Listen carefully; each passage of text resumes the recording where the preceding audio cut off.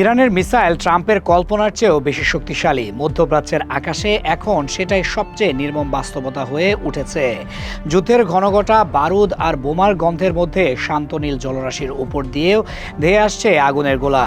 মুহূর্তে বদলে যাচ্ছে একটি অঞ্চলের মানচিত্র আর কোটি মানুষের ভাগ্য।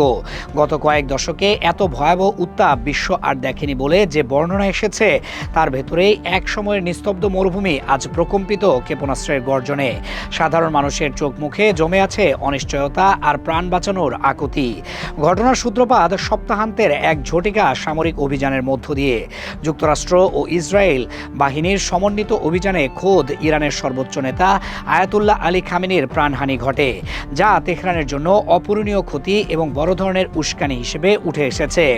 এই ঘটনার পরেই চরম প্রতিশোধের নেশায় ইরান একের পর এক ক্ষেপণাস্ত্র ছুড়তে শুরু করে প্রতিবেশী দেশগুলোর ওপর।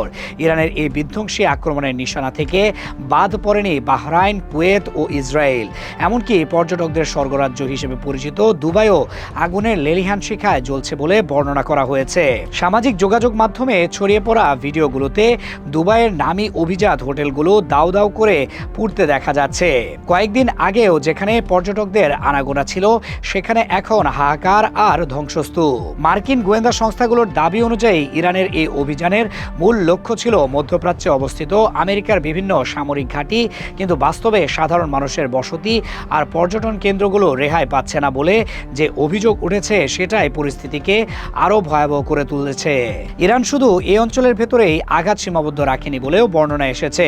সাইপ্রাসে অবস্থিত ব্রিটেনের রয়্যাল এয়ারফোর্সের ঘাঁটিতেও হামলা চালিয়েছে ইরান এবং পেন্টাগন নিশ্চিত করেছে এই হামলায় অন্তত 3 জন মার্কিন সেনা সদস্য নিহত হয়েছেন, যা আন্তর্জাতিক অঙ্গনে উত্তেজনার পারদকে আরও বাড়িয়ে দিয়েছে।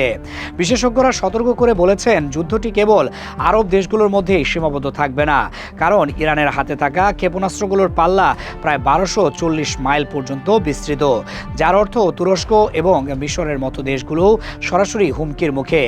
বিশেষ করে তুরস্কের ইনসারলিক বিমান ঘাঁটিতে অবস্থানরত হাজার হাজার মার্কিন সেনা চরম উৎকণ্ঠার মধ্য দিয়ে সময় পার করছেন বলে যে চিত্র এসেছে, তার পেছনের ভয়টা একটাই, যে কোনো মুহূর্তে ইরানের দূরপাল্লার ক্ষেপণাস্ত্র সেখানে আঘাত হানতে পারে। সাইপ্রাসের RAF আক্রোতিরি ঘাঁটিতে ড্রোন হামলার পর ব্রিটিশ প্রতিরক্ষা মন্ত্রণালয় সেখানে বসবাসরত সেনা কর্মকর্তাদের পরিবারগুলোকে সরিয়ে নেওয়ার কাজ শুরু করেছে বলে বলা হয়েছে।